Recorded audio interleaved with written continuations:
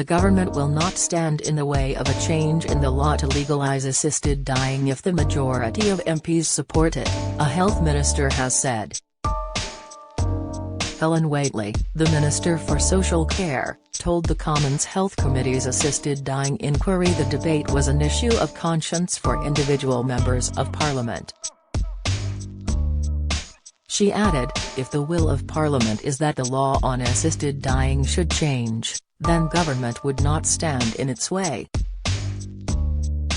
NHS Medical Director Professor Sir Stephen Powis said it was a matter for Parliament to decide and the cost of introducing assisted dying in England had not been modelled. The Daily Express Give Us Our Last Rites crusade is backing calls to allow terminally ill people who are suffering with less than 6 months to live to request an assisted death. The inquiry also heard evidence from leading palliative care experts who warned that access to good end-of-life care was patchy. They called for better funding of hospices, which receive only a third of their cash from the state and rely heavily on charitable donations. Demand for palliative care services is expected to increase by around 60% in the next 15 years, the committee heard. Dr. Paul Perkins, Chief Medical Director at Sue Ryder, said more integration with the NHS was crucial. He told MPs, I am constantly surprised that as a society it is okay for us to have to sell second-hand cardigans for us to be able to look after seriously ill people. If people thought that you had to sell second-hand cardigans for their cancer surgery, I don't think that would be acceptable. Jonathan Ellis, Director of Policy at Hospice UK, questioned why hospices were forced to rely on fund runs and bake sales to fund a core healthcare service. When asked about the ability of palliative care to ensure a good death, the experts acknowledged that even the best care could not always prevent suffering. Dr. Perkins said, we would sound incredibly arrogant if we said we could get rid of all suffering. Our job is about making deaths as good as they can be and supporting families into bereavement. Dr. Ellis agreed that it would be totally inappropriate to suggest that palliative care can cure all pain. But he added, the basic fact that we have so many people currently who are missing out entirely on interventions that can help improve their quality of life and hopefully their quality of death is a very big problem that we need to solve. Dr. Matthew Doré, Honorary Secretary of the Association for Palliative Medicine of Great Britain and Ireland, said he opposed assisted dying as it was a patient safety issue. Comparing it to the death penalty, he argued there would always be a risk of incorrect deaths where a terminally ill patient's prognosis proves wrong even following the judgment of 2 doctors. He said it was bonkers to consider funding assisted dying in the UK while palliative care remains so reliant on the charitable sector. That is the state essentially endorsing death while not funding and paying for palliative care, Dr. Doré added. However, Ms. Whately said the majority of palliative care was provided by the NHS at an estimated cost of £6 billion each year. She added, I would say as a country overall, we do have a good story to tell on palliative and end-of-life care. Against that, not for a minute do I think that's enough. Areas of concern would be in variation and inequality in access to care. Commenting on the evidence session, Sarah Wootton, Chief Executive of campaign group Dignity in Dying, said it was significant that even palliative care experts who were vociferously opposed to assisted dying had admitted it could not help everyone. She said, the inescapable truth is that even with the best possible palliative care, some dying people suffer. David Min suffered unbearable pain, leaving his family with distressing memories of his final days. Their experiences matter and must be heard if a full and fair examination of our current law is to take place.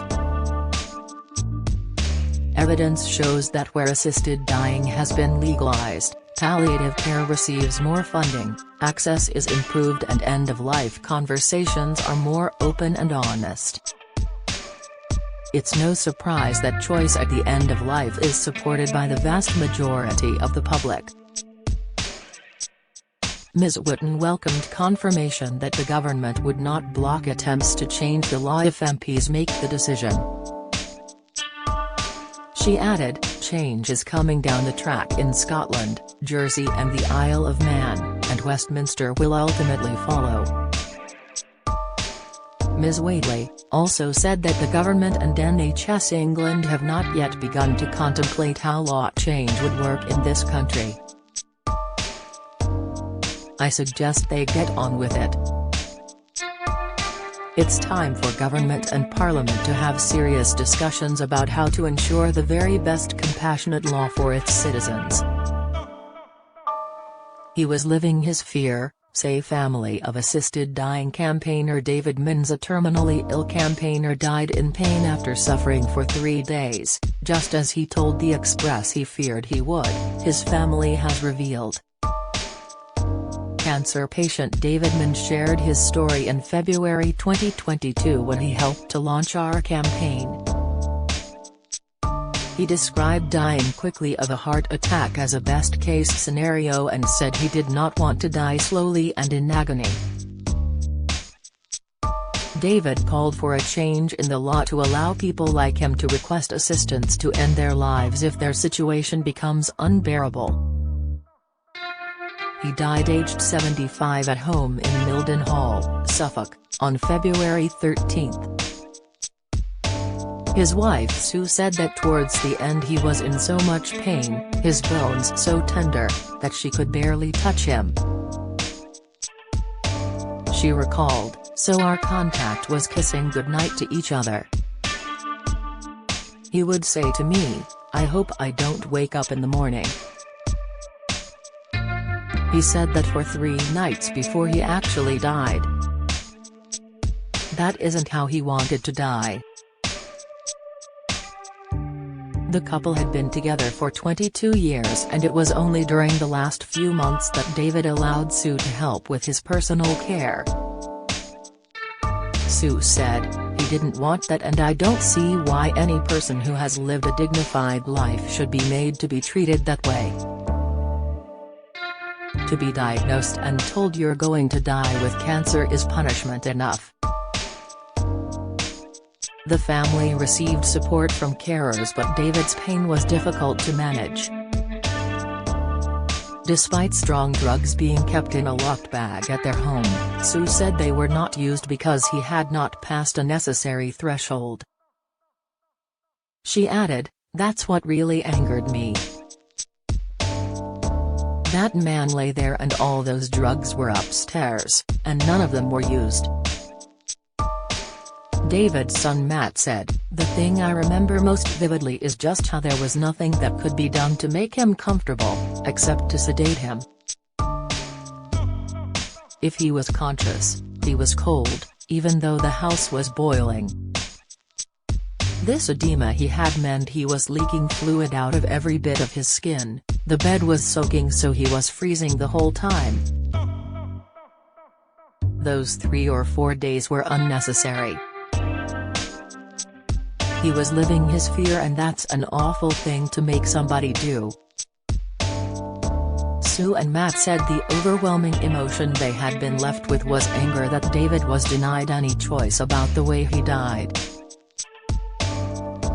Matt has been in favor of law change on assisted dying since he was a teenager and said his father's death has only made the case more urgent.